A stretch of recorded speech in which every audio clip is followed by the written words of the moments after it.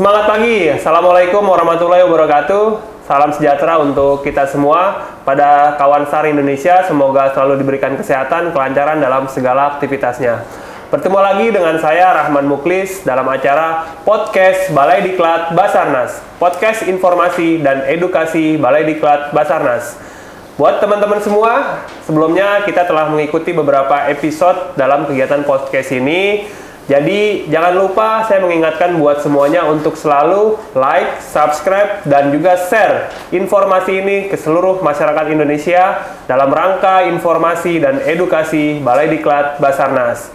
Di sesi kali ini saya akan ditemani oleh para narasumber yang luar biasa dengan judul adalah Kita Mengenal Lebih Dekat FKP 3, Forum Koordinasi Potensi Pencarian dan Pertolongan di Indonesia, khususnya untuk wilayah Bogor.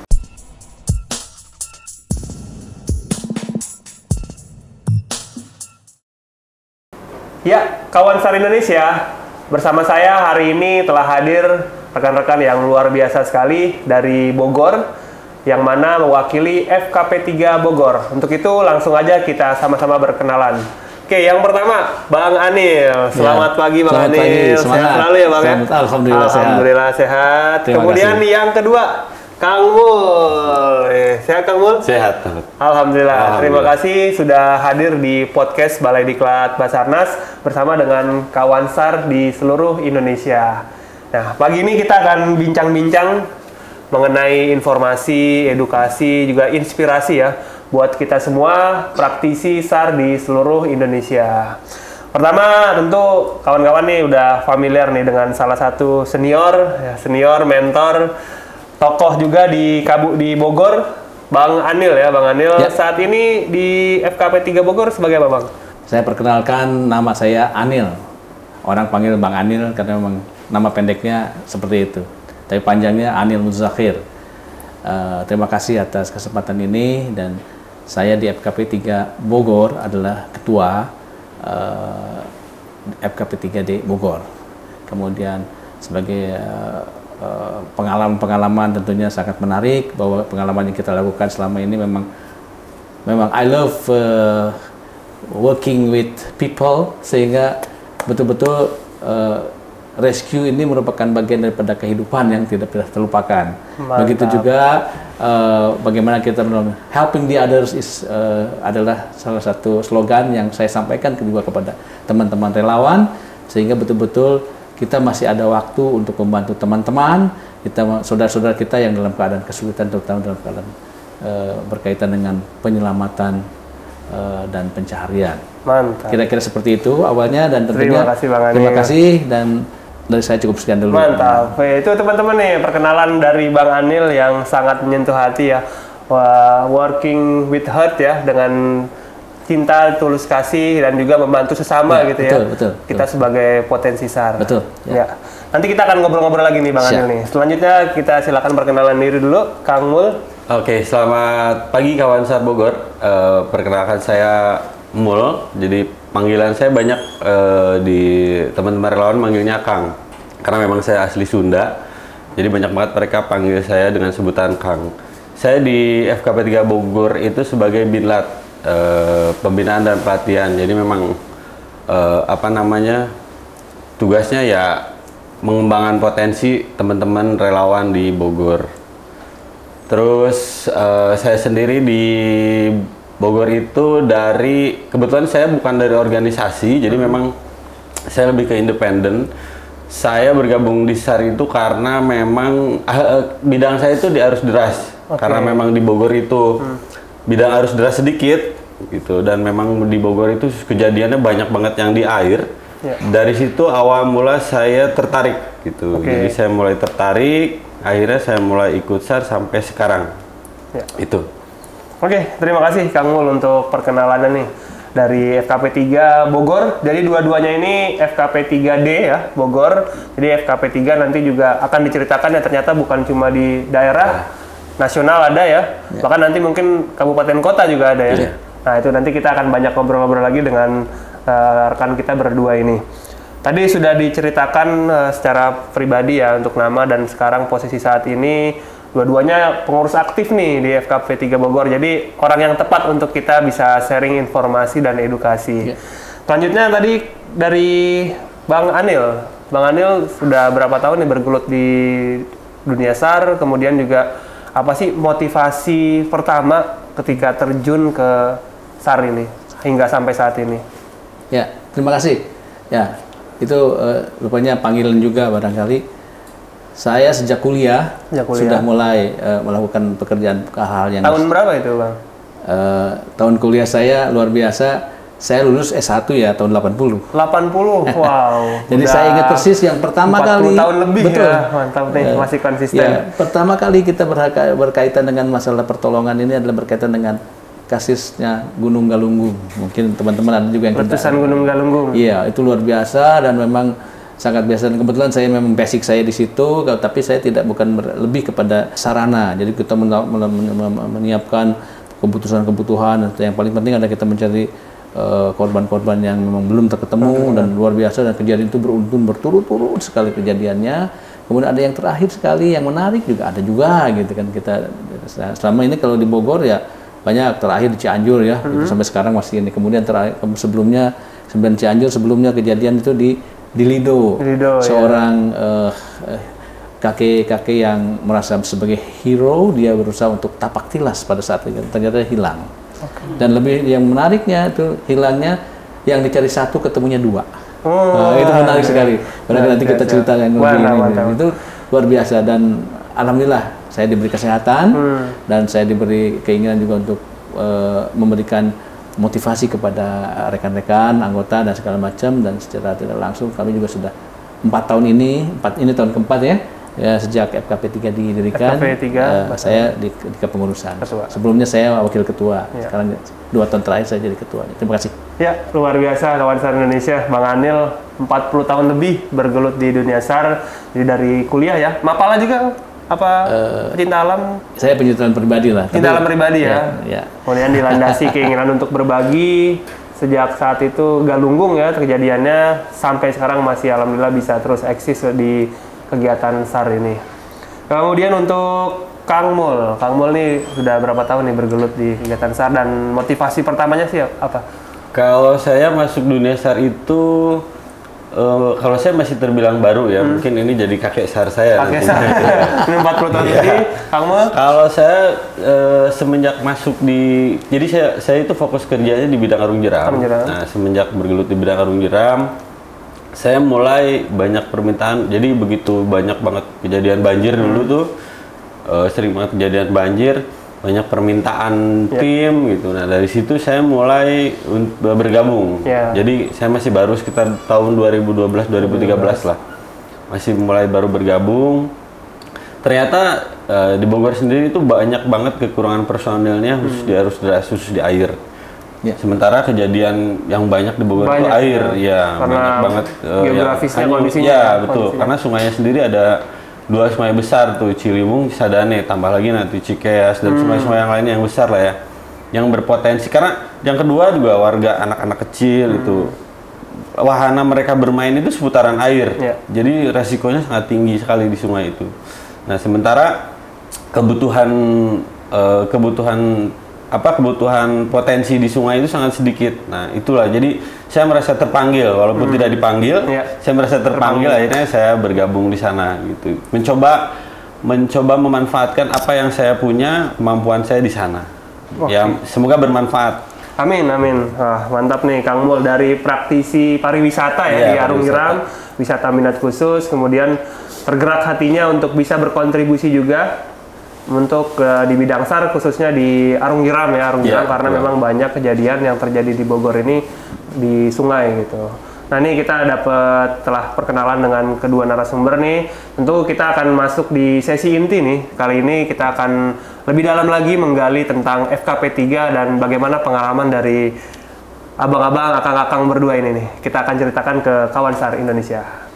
Ya, terima kasih kawan SAR Indonesia masih setia mengikuti kegiatan podcast Balai Diklat Basarnas. Kali ini kita akan lanjut diskusi, sharing-sharing tentang bagaimana fungsi, peran, dan program-program yang ada di FKP 3 khususnya untuk wilayah Bogor.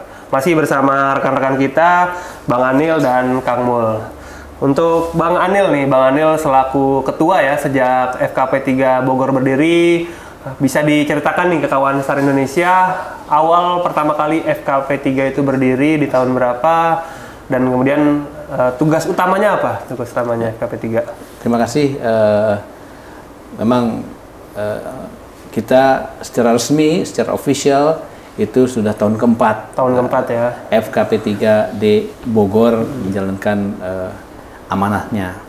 Tentunya ini sesuatu yang baru untuk pelaksanaan kegiatan FKP 3 karena secara struktur, secara organisasi bahwa FKP 3 juga ada FKP 3 pusat. Pusat ada ya? Ada. Kemudian di bawah FKP 3 pusat itu baru ke bawahnya sesuai dengan kantor SAR yang ada. Sehingga jangan aneh kalau di Jawa Barat itu ada FKP 3 di Jawa Barat. Provinsi? Ya, Provinsi Jawa Barat, ada juga FKP 3 Bogor. Oke. Karena kenapa sendiri? Karena FKP 3 di Bogor adalah di bawah kantor SAR Jakarta. Itu karena kedekatan operasionalnya kan? Ya, karena struktur yang ada di SAR kan tidak sama dengan struktur pemerintah yang lain. Karena betul ada beda lah, sehingga kita menyesuaikan. Nah, kemudian di FKP 3 di Bogor sendiri itu mencakup 2 wilayah, yaitu satu Kabupaten Bogor, kemudian Kota Bogor. Kemudian, nah, secara potensi memang sejarah memperlihatkan sejak dahulu kala memang di Bogor ini namanya potensi itu sangat banyak sekali tentunya. Tapi kemudian setelah diadakan diskusi dan akhirnya dibentuk, maka kita juga secara jujur sampai hari ini juga belum sempurna. Tentu kita secara jujur karena tentunya dengan mengemban amanah itu pada 2 tahun pertama saya sebagai wakil ketua, ketuanya dipegang oleh Bang Iwan, dan selanjutnya dilanjutkan 2 tahun keduanya itu sudah saya sebagai ketuanya. Nah, tentunya ini amanat yang sangat berat, dan tentunya bukan hanya sebagai amanat, yang lebih penting lagi ini kita inilah relawan. Ketika relawan kita, maka betul-betul yang kita hargai adalah jiwa, keinginan dan niat yang tulus dari anggota teman-teman. Namun tentu itu sesuatu yang menarik buat kita lakukan, karena di samping kita melakukan operasi bersama-sama dengan membackup kegiatan SAR, gitu kan, sehingga kita lebih di bawah kegiatan teman-teman Basarnas. Kemudian di samping juga kita juga harus berkoordinasi juga dengan lembaga-lembaga lain yang berkaitan dengan kebencanaan. Itu sesuatu yang sehingga ketika ada operasi di lapangan yang misalnya 7 hari atau 14 hari, itu standar yang dilakukan oleh SAR, pull out, tapi kami masih sebagian teman-teman masih tetap melanjutkan itu. Karena apa? Karena ada kaitannya juga dengan hal-hal yang berkaitan dengan dampak dan efek yang leading sektornya berpindah ke teman-teman di BPBD. Nah, itu, tapi itu buat kita no problem. Yang penting kita bisa jalankan dengan sebaik-baiknya. Itu kadang-kadang menarik sekali, sehingga terkadang hal-hal seperti itu adalah sesuatu yang sangat diperdebatkan. Tapi saya pikir mari kita kembali kepada niat kita semula, bahwa kita ingin membantu, dan sehingga saya pernah berdebat berkaitan dengan itu, forum pertolongan dan pencarian dan pertolongan. Pencarian kita cari, pertolongan. Bayangkan ada satu sampel, contoh misalnya seorang yang usianya uzur nyebrang jalan aja, itu pertolongan. Bayangkan, sehingga definisi itu sampai sekarang juga sesederhana itu ya. Tapi itu sehingga ya sudah, kita nggak mau berdebatkan itu, silakan, yang penting jalan. Artinya itu yang lebih utama. Banyak hal yang menjadi hal-hal yang menarik. Nah, kemudian kembali lagi kepada organisasi kita. Selama ini terakhir kita yang aktif itu ada sekitar 43 ya, 43 organisasi. Itu terdiri daripada organisasi-organisasi yang formal, kemudian organisasi yang di kemitraan kedinasan, kemudian juga ada juga yang dari personal pribadi. Contohnya kedinasan itu dari ada Tagana, ada FRB, kemudian kedinasan yang itu teman-teman dari Delta, tim Delta yang alhamdulillah kami sangat terbantu dengan kehadiran teman-teman dari Delta dan juga teman-teman yang lain, termasuk kemudian organisasi-organisasi yang lain seperti dari RAPI, dari Orari, dari UAR, dari EIA, escorting, escorting itu ya. Ya itu ambulan Indonesian Escorting itu luar biasa. Kita mencari, ternyata mereka udah standby dari PMI juga dan banyak sekali yang sehingga itu kami merasa bahwa itu sangat perlu diakomodir dan memang diatur efektivitasnya, koordinasi. Anda kita bisa bayangkan ketika ada suatu kasusnya ternyata hanya kita mencari KMM cuma 1 orang, ternyata yang hadir minimal bisa sampai 100 orang. Nah, memang itu luar biasa. Saya apresiasi sekali. Itu kami tidak berlebih-lebihan, tapi itu terima kasih banyak kepada teman-teman. Jangan lupa dan jangan pernah berhenti untuk memberikan pertolongan. Itu alhamdulillah dan kita lakukan sebaik-baiknya. Dan tentunya secara detail nanti Bang Mul barangkali bisa menceritakan teknis-teknis. Kemudian kalau berbicara program, selain program melakukan program kegiatan untuk melakukan mensupport kegiatan dari SAR, tentu ada program yang lebih utama, yaitu kita melakukan edukasi. Edukasi terhadap, ada orang niatnya relawan tapi tidak ada kemampuan, kita batasi. Semua harus berlicense, tapi license itu kan kita batasi, artinya kalau license terlalu tinggi lah banyak standarnya. Tapi saya juga punya license internasional, tapi beliau juga, tapi sebanyak mereka, sehingga terutama Bang Mul dan teman-teman ada dari Diklat ini yang memfokuskan untuk melakukan usulan-usulan pelatihan yang tetap di backup oleh kawan-kawan dari instruktur-instruktur dari SAR, sehingga standarnya adalah standar SAR. Ya. Detailnya nanti dari Bang Mul akan cerita soal perkenalan. Sementara itu dulu yang kita sampaikan. Bang Anil yang sudah 4 tahun berdiri ya di Bogor dan sangat kerasa sekali manfaatnya kawan SAR Indonesia dalam rangka mengkoordinir, membina para potensi.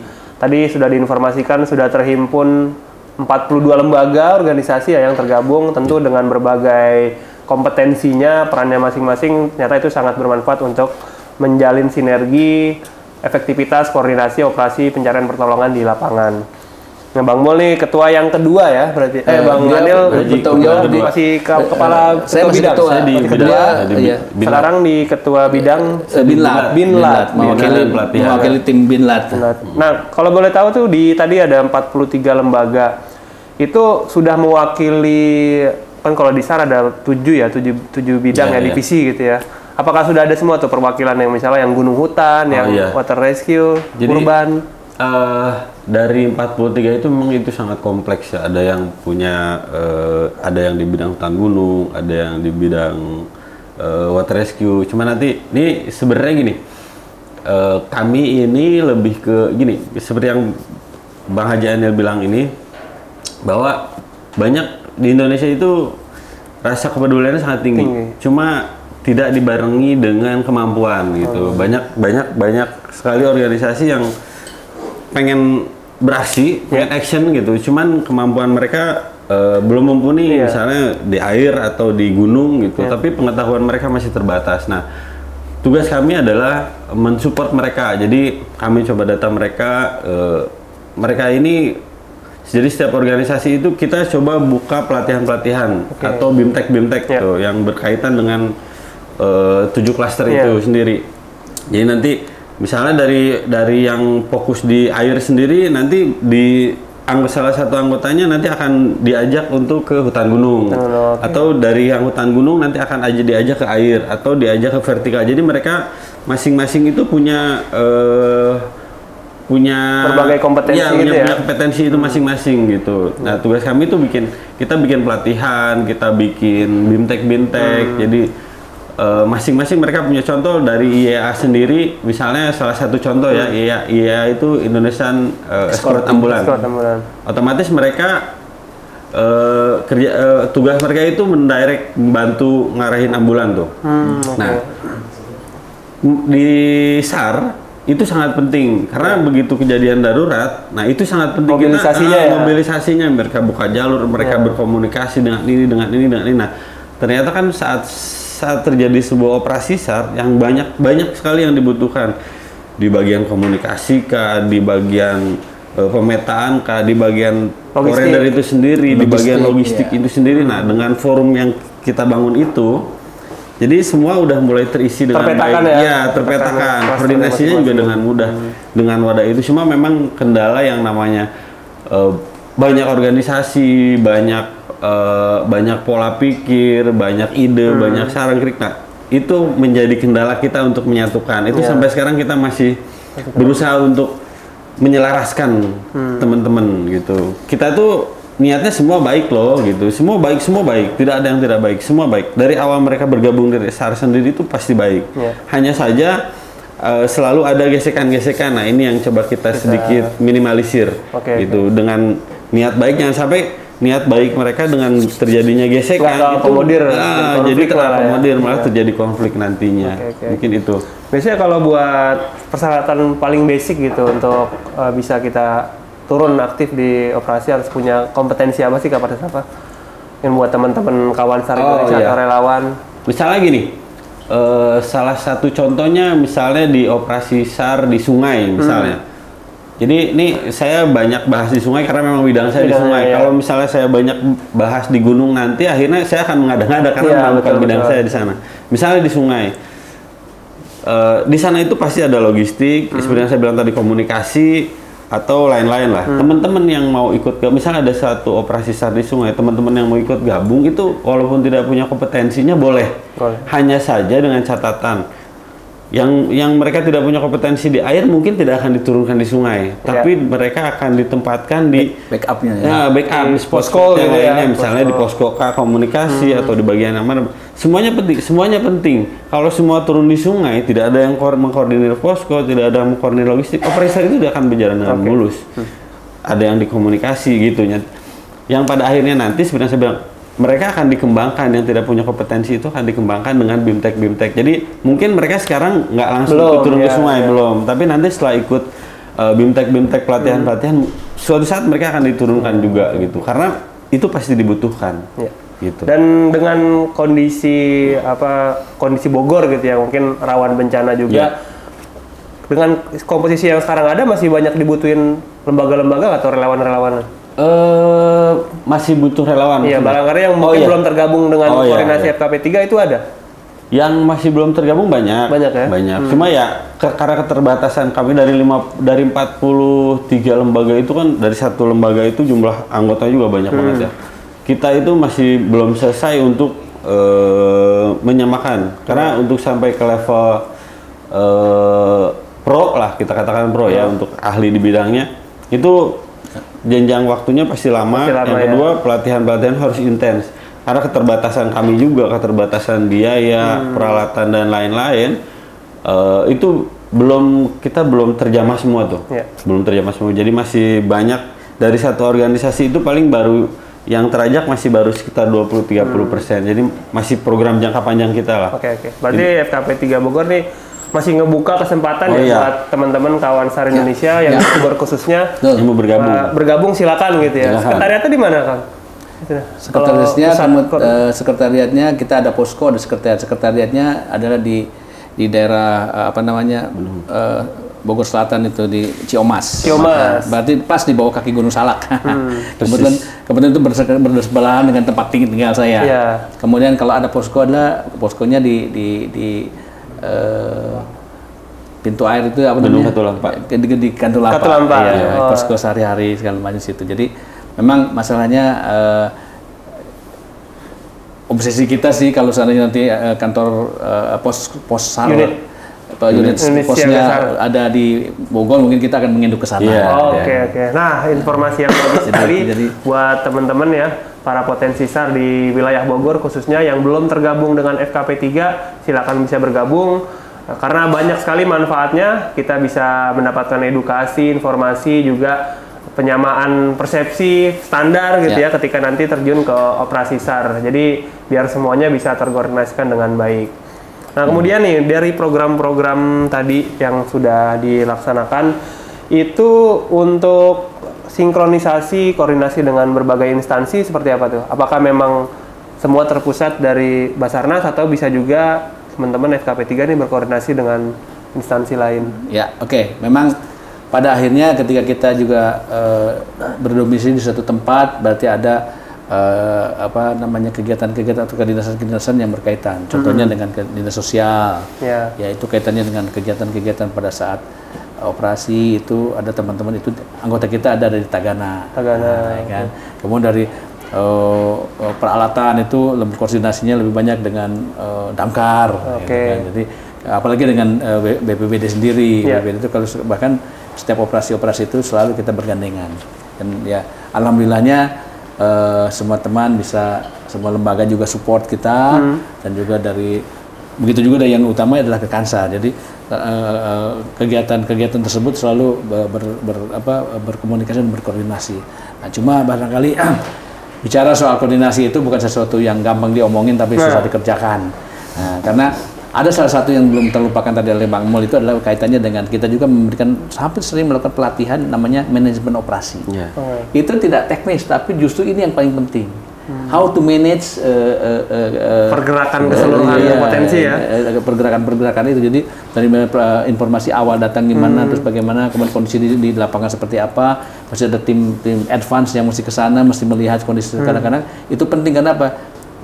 Kita balik lagi kepada teman-teman potensi nanti yang akan datang, misalnya taruhlah kejadian di sungai gitu kan, potensinya seperti akses jalan kita harus disampaikan segala macam. Jangan sampai nanti misalnya ada kebakaran, damkar nggak bisa masuk. Nah, itu sampai sekarang memang kita sedang berusaha untuk membuat suatu SOP yang luar biasa, sehingga memanage itu ternyata sebuah tantangan tersendiri. Insya Allah. Tapi ketika bicara manajemen itu termasuk barangkali hal yang sangat sederhana, itu soal operasional. Tapi alhamdulillah, insya Allah ternyata banyak sekali teman-teman yang mengulurkan tangan untuk bantuan dana dan segala macam. Alhamdulillah, dan kita bisa bergerak dengan sendirinya. Jadi itu yang sangat luar biasa. Saya mungkin kalau bisa, penghargaannya juga sesuatu yang tidak terkirakan. Itu yang saya harapkan. Semoga ini bisa berjalan lebih baik lagi. Ya. Terima kasih. Amin. Terima kasih Bang Anil. Nah, sekarang kita perlu dengar juga nih pengalaman dari dua narasumber kita ini. Tadi sedikit hambatan, tantangan dalam mengelola FKP 3 cukup sulit dalam rangka mengkoordinasikan manajemen operasi gitu ya. Berbicara operasi SAR, pengalaman operasi SAR di mana nih yang paling berkesan buat masing-masing dari narasumber, yang memberikan learning point ya, pembelajaran positif buat ya kita sebagai praktisi SAR, potensi SAR, sehingga bisa jadi masukan juga inspirasi buat kawan SAR di seluruh Indonesia. Ya, nanti dilanjut dengan Bang Mul, tapi saya hanya sedikit saja. Salah satu operasi yang menarik, simpel tapi menarik disampaikan adalah ketika kita menangani satu orang yang hilang di daerah Bodogol. Dari Bodogol itu dari Lido ke atas, ke arah kaki gunung. Gitu. Sederhana, ya, tapi dari sisi manajemen ini menarik untuk dibahas dan dikaji. Karena apa? Berawal dari mulainya hilang, kemudian berawal dari kehilangan. Satu berkaitan dengan teritorial, kebetulan sebelahnya adalah daerah Bogor, dan sebelahnya lagi daerah Sukabumi. Ya, sehingga alhamdulillahnya itu satu tantangan, kita harus memberikan pemahaman. Kedua adalah dari keluarga sendiri memberikan informasinya tidak jelas, sehingga hal yang tidak terduga itu adalah kita melakukan yang namanya mengkolek data. Memang di bagian kita juga ada bagian yang berkaitan dengan itu, mengkolek data sebanyak mungkin, terutama sumber kenapa gitu, sehingga dari kebiasaan dan segala macam kita bisa tahu ternyata yang korban tersebut adalah yang dinyatakan hilang itu memang dia adalah seorang yang sudah sepuh, dan dia terobsesi sekali dengan waktu zaman mudanya beliau itu ada satu tempat-tempat yang bisa dikunjungi, sederhana sebenarnya. Jadi dia selalu keluarga itu malu menceritakan itu, padahal sebenarnya harus menceritakan semuanya. Setelah mendapat cerita itu kita tahu, oh ini berarti kita ke sini. Oke, kita jadi. Nah, satu hal lagi, banyak sekali yang terlupakan oleh teman-teman relawan itu ketika melakukan evaluasi. Setelah operasi itu, selalu kita melakukan evaluasi dan nanti unbreak. Nanti pagi-pagi sebelum berangkat ada briefing. Sehingga itu proses itu di aturan itu udah jelas sekali. Tapi kadang-kadang mungkin kita maklum, mungkin teman-teman udah capek, mungkin udah sampai sana, capek deh.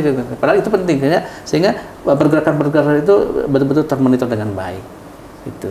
Nah, kemudian tiba-tiba ada juga teman-teman yang tidak bisa, ada pihak luar yang tidak terregistrasi, berusaha untuk itu. Kita hargai keinginannya, tapi kita juga betul-betul bukan menghalangi, tapi sebaiknya kalau memang punya keinginan ya mari bergabung dengan kami, satu koordinasi gitu ya Kak. Nah, begitu. Jadi satu adalah manajemen, kedua masalah informasi-informasi yang ini, kemudian terakhirnya ketika sudah selesai, kita bahagia sekali karena apa? Ternyata dia laporkan 1 orang meninggal, kita cari ternyata yang ketemu 2 orang. Nah itu berarti yang 1 orang meninggal itu tidak terlaporkan oleh masyarakat kepada kita. Padahal kejadian yang sama tapi di tempat yang sama. Ada satu lagi kejadian yang sangat berkesan perlu dikaji, itu adalah kegiatan seorang yang di sekitar Pongkor sana ada yang hilang. Hilangnya ternyata bukan karena hilang apa, karena dia menyeberangi jembatan. Mungkin patah, dicebur di sungai juga ya? Sungai, terus nggak ada kabar berita. Nah ternyata ada bahasa yang tidak kurang baik dan kami ingin sampaikan ke teman-teman. Masyarakat di sana bilang bahwa jangan lapor ke SAR, karena nanti kalau lapor ke SAR itu nanti harus bayar. Sampai salah itu persepsi luar biasa sehingga wah ini saya masih punya utang untuk mengedukasi. Kami sudah menjanjikan untuk mengedukasi. Ternyata menurut Pak Lurah di situ, Pak, selama saya jadi lurah sudah ada 20 orang yang meninggal yang tidak pernah diperiksa. Ya kita tahu di daerah sana kan banyak juga petani-petani dan kegiatan-kegiatan sangat terbatas lah, sehingga konflik-konflik itu kasihan. Jadi selama dia jadi lurah dia bilang ada 20 orang meninggal. Tapi tidak tertangani dan tidak pernah terlaporkan. Saya bilang nggak bisa anytime. Karena apa? Kita juga ada batasannya. Karena ini juga laporannya pada waktu itu udah hari kelima udah itu. Bahkan dari teman-teman Kansar saya komunikasikan, udah 2 hari lagi sudah. Tapi bisa diperpanjang kalau dengan akhirnya kita juga mengambil jalan tengah, ya sudah kita selesaikan dalam 2 hari itu, kita panggil semuanya.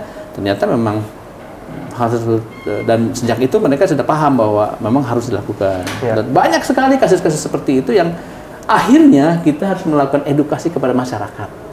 Itu yang paling juga penting, sehingga kita ini ada utang tambahannya Pak Mulya. Bahwa kita ingin mengedukasi kepada masyarakat tentu dengan bantuan teman-teman dari Kansar dan segala macam, tapi memberi pemahaman. Padahal secara online sudah ada dan segala macam sudah. Tapi ya kan itu kira-kira itu yang sangat. Tapi detailnya pengalaman yang lebih menarik pasti dari Bang Mul nih. Terima kasih nih Bang Anil. Pengalaman yang luar biasa, jadi poin pembelajaran buat kita semua dan juga nih buat masyarakat ternyata gitu. Jadi perlu juga kerjasama nih, bukan hanya dari Basarnas, BNPB, kemudian juga para relawan, tapi masyarakat juga harus proaktif dalam rangka menjaga keselamatan masyarakat juga ya, buat di lingkungan gitu. Kemudian kita dengarkan nih pengalaman paling menarik dari Kang Mul yang berkesan memberikan pembelajaran dalam dunia SAR ini.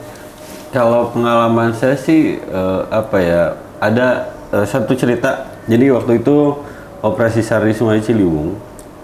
Kebetulan waktu itu seorang ibu yang hanyut, Jadi ibu itu hanyut. Nah, dengan karakter Ciliwung itu yang posisi di atas Katulampa, jadi atas bendung Katulampa itu sekitar 5 km ke atas, itu medannya lumayan ekstrim, curam lah. Jadi kalau untuk arung jeram memang bagus, tapi kalau untuk operasi SAR itu memang harus dilakukan oleh ahli. Jadi waktu itu kejadiannya potensi banyak. Peralatan banyak cuma yang nggak ada itu orang-orang yang di bidangnya. Jadi waktu itu kekurangan skipper. Salahnya kita itu selalu berpikir seperti ini, saat potensi banyak, peralatan banyak, tapi tim ahli nggak ada, mereka selalu berpikir bahwa wah sayang nih nganggur gitu. Saya mau turun gitu. Saya pernah belajar nih, yuk berangkat gitu. Nah itu yang sebenarnya akan menjadi bahaya, karena begitu mereka belum mampu, mereka nggak tahu resikonya sendiri seperti apa. Bisa membahayakan diri sendiri. Membahayakan diri sendiri. Nah pada saat itu beberapa perahu turun tanpa skipper yang memang benar-benar sudah ahli itu. Kebetulan di dalamnya itu ada beberapa potensi yang memang dinasan. Jadi begitu masuk di jeram itu mereka terbalik gitu. Ada yang goggle mask buat selamnya hilang, ada yang karabiner mahalnya hilang. Sampai ada yang anak didiknya itu pas begitu terbalik otomatis dia ada di bawah, bisa kenceng. Jadi begitu dia muncul dia teriak-teriak itu, anak saya mana gitu. Jadi ya pesan saya adalah begitu kita belum menguasai hal itu gitu, si korban tetaplah korban gitu. Jangan sampai karena rasa ingin menolong kita yang tinggi, tapi kita tidak mampu melakukan hal itu, kita pemaksa melakukan, wah ini kasihan. Dalam hal itu tidak ada kasihan, mampu atau tidak mampu. Kalau nggak mampu nggak usah, gitu. Daripada membahayakan diri sendiri. Itu sih sebenarnya. Ini sih sebenarnya bukan yang menarik ya, tapi memang ini menjadi catatan, pelajaran lebih positif menjadi ya, pelajaran positif gitu. Kalau misalnya nggak ada ya udah nggak usah gitu, mending tunggu aja yang ada, atau maksimalkan yang ada, jangan memaksakan untuk harus turun gitu. Itu tidak ada keharusan kok, tidak ada keharusan. Itu aja sih. Siap, Kang Mul. Nah itu teman-teman tuh, salah satu learning point dari operasi SAR yang ada di Ciliwung pernah terjadi oleh Kang Mul dan teman-teman. Karena keterbatasan kompetensi kemudian memaksakan untuk turun jadi menimbulkan masalah baru lagi gitu ya. Jadi sangat penting sekali kita sebagai potensi SAR dimanapun itu harus sadar diri dan kemampuan gitu sehingga kita bisa melakukan tugas dengan baik. Kalau di FKP 3 sendiri nih, Bogor khususnya nih, program yang akan dilakukan dalam waktu terdekat nih apa nih? Ya, banyak sekali. Kenapa? Ini terakhir kita melakukan kegiatan terutama itu kaitannya dengan kompetisi. Sengaja kita juga bikin kompetisi. Bahkan ke depan kita akan bikin akan mendapat kejuaraan bidang apa itu? Bidang tim. Ya tim. Jadi kompetisinya teamwork di teamwork. Jadi dikombinasikan kan gitu seperti medical first responder. Terus jadi bagaimana simulasi melakukan kebencanaan. Kita kasih sistem seperti itu, kita coba dari situ. Nah, yang ternyata itu sangat bermanfaat. Ternyata ada yang bilang ohnya banyak gitu kan. Ternyata gini, ada yang bilang Pak saya belum tahu apa. Bagus justru dari situ kita akan gali. Nanti next. Nah, sudah itu yang rutin sekali adalah berkaitan dengan manajemen operasi.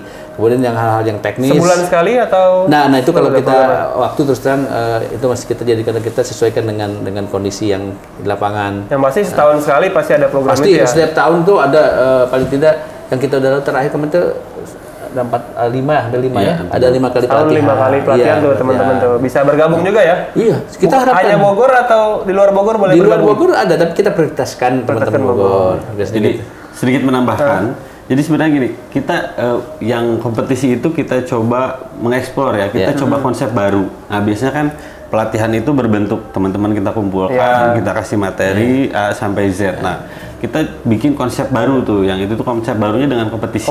Kemarin itu kompetisi dari di sana itu ada dari water rescue-nya ada, mendayung, arus derasnya ada, terus medicalnya ada. Jadi konsepnya itu yang kemarin itu mereka itu bawa korban, terus bikin tandu, bawa korbannya menyeberangi beberapa medan, menyeberangi sungai, pematang sawah, jembatan, bukit. Lalu mereka harus menyeberangkan si korban itu menggunakan perahu. Nah itu, jadi secara nggak langsung kita kasih waktu mereka untuk berlatih itu 3 bulan. Nah secara tidak langsung mereka berlatih juga. Betul, dengan kita kasih booknya itu standarnya seperti ini. Bahan kompetisinya ini nih. Jadi yang mereka pelajari hal itu. Jadi secara tidak langsung itu akan standar. Semua cara bawa korban di tandunya akan standar. Setiap organisasi cara bikin tandunya akan standar, cara di pendayungannya akan standar. Nah, cuma itu masih kita riset ya Pak Ji. Betul. Program kompetisi tadi itu sudah berapa kali dan terdekat ada kan bulan apa gitu? Jadi kompetisi ini kita lakukan itu memang hasil dari diskusi, kita evaluasi. Ini ada salah satu metode evaluasi. Nah, karena sebelum-sebelumnya juga sudah ada pelatihan itu kita evaluasi. Berarti dalam setahun kemarin kita at the end kita melakukan evaluasi. Nah, kita sih berharap ini menjadi sesuatu yang rutin tahun sekali gitu ya. Makanya kita rencana bikin piala bergilir nih, bagus lah kita nggak apa-apa itu nanti. Tapi sehingga semua unit, semua unsur ikut berperan. Nah, latihan sebelumnya itu yang basic itu tadi manajemen, kemudian vertical rescue, kemudian water rescue, jungle rescue, sudah. Memang yang laut yang nggak ada kan gitu. Yang medannya. Tapi itu memang kita mesti evaluasi lagi berapa lama, karena kita juga harus koordinasi, karena itu biasanya itu ada sebenarnya program Kansar. Dilaksanakan oleh FKP 3. Kalaupun kita juga melakukan operasi pelatihan secara independen, yang memberikan narasumber segala macam dari teman-teman dari Sansar. Jadi betul-betul kita ingin supaya ini menjadi suatu standar yang benar gitu. Oke, menarik sekali buat program edukasi yang dikemas dalam bentuk kompetisi sehingga semua potensi SAR terpacu untuk berlatih, meningkatkan kompetensinya dan juga motivasi untuk menjadi yang terbaik gitu. Itu yang diharapkan bisa bermanfaat buat potensi SAR di Bogor khususnya dan juga di Indonesia nantinya gitu ya. Nah, kita sudah mendengar tentang FKP 3 Bogor khususnya, mudah-mudahan bisa memberikan manfaat, informasi, dan edukasi buat teman-teman SAR Indonesia. Ya, terima kasih kawan SAR Indonesia masih setia dalam acara podcast Balai Diklat Basarnas. Kali ini di sesi yang terakhir kita akan dengarkan kesan, pesan, dan harapan dari kedua narasumber kita dari mewakili FKP 3 Bogor untuk bisa menjadi inspirasi dan edukasi buat kita semua praktisi potensi SAR di seluruh Indonesia. Yang pertama saya persilakan dari Bang Anil memberikan pesan-pesan buat insan SAR di Indonesia. Baik, terima kasih teman-teman semua. Ini adalah sesuatu yang kami sebagai pengurus FKP 3D mewakili FKP 3 Nasional barangkali sangat mengucapkan terima kasih yang luar biasa atas kegiatan-kegiatan yang selalu disupport oleh teman-teman. Harapannya mari kita tetap pertahankan itu, tingkatkan kualitas kita, kemudian lakukan koordinasi dengan baik dan tentunya sekali lagi hasil yang diharapkan adalah hasil yang sangat maksimum. Mudah-mudahan ke depan kita bisa lebih baik dan lebih maju dan tentunya bagi teman-teman yang belum mendapatkan tambahan ilmu silahkan koordinasi dan tentunya kita akan lakukan perbaikan-perbaikan dan kalaupun itu ada hal yang ingin menyampaikan kepada kita sebagai pengurus silahkan, kami sangat terbuka dan itu yang sangat kita akan melakukan sesuatu yang terbaik. Terima kasih. Terima kasih Bang Anil atas sharing-sharingnya yang luar biasa dan bermanfaat buat kita semua. Selanjutnya saya persilakan dari Kang Mul.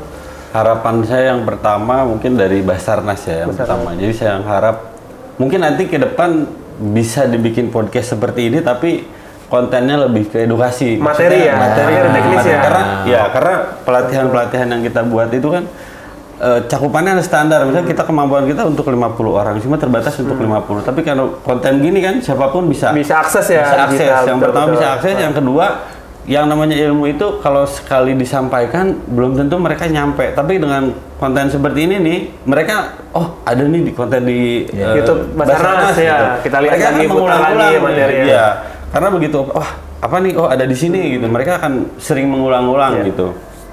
Mungkin itu yang pertama, yang kedua, harapan saya untuk teman-teman sahabat SAR, untuk kawan SAR yang pertama, kemampuan kita memang, kemampuan kepedulian kita memang tinggi, tapi ayo kita berlatih, seimbangkan dengan kemampuan, karena